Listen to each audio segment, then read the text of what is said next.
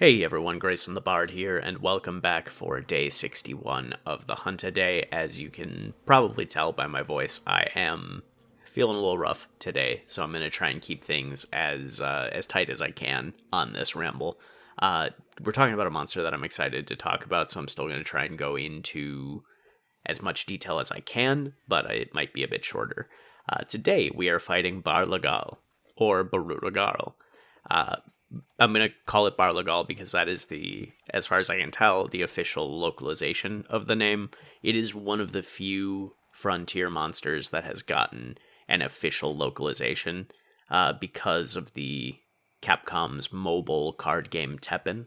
Barlagal showed up in that, and they gave it a localization, which is awesome. I wish they would give the other frontier monsters official names so that it wasn't so many repeated consonants and vowel sounds. But, maybe we'll see them again and maybe that'll happen. But Barlagal is a really, really cool monster. And I feel like I say that all the time, but I am continually impressed with what Frontier has to offer. It is a monster using the Leviathan skeleton, but with a more similar vein to monsters like Giganox or Kezu, where it's very much based off of like a leech lamprey style monster, and taking that, as most frontier monsters do, to the extreme.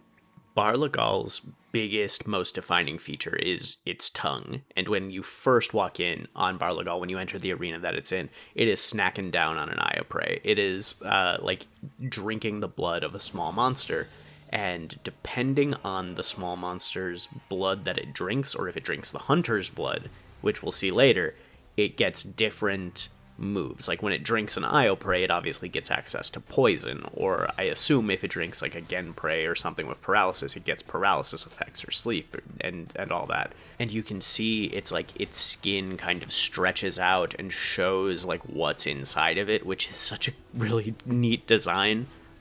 This thing is gross to look at, and the lamprey leech design really looks cool on the Leviathan skeleton.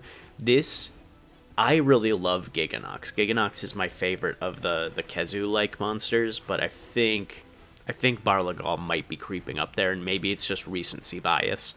But I really, really like Barlagal, and I think like a lot of the Leviathan monsters that we have seen are very like elegant, very acrobatic.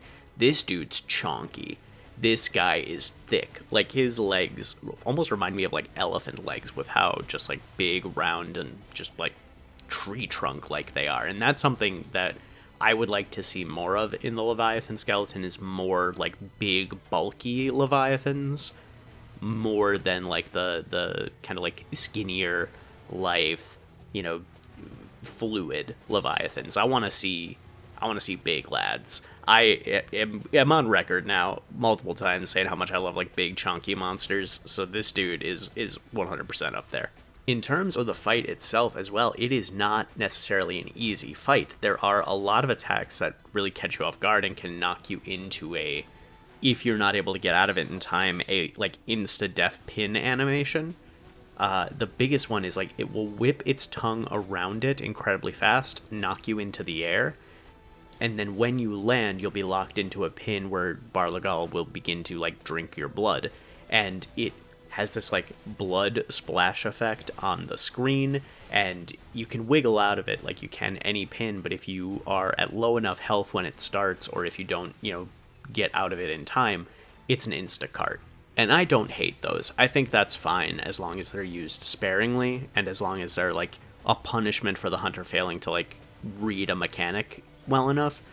I think the wind-up and the hitbox of Barlagal's tongue whip that, like, start this pin are a bit hard to read, and I think if it were to come back in Wilds or in a future game, it would need a bigger telegraph on that to make it feel more fair.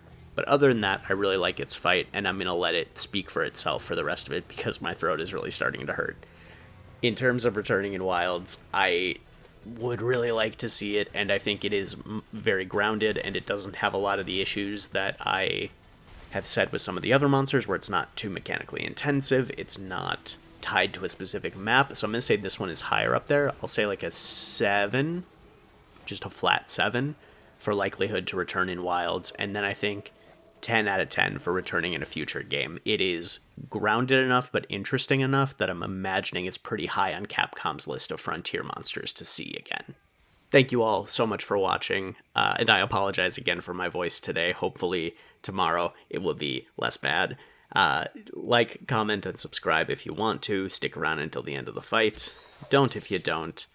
And until next time, I'll see you next time.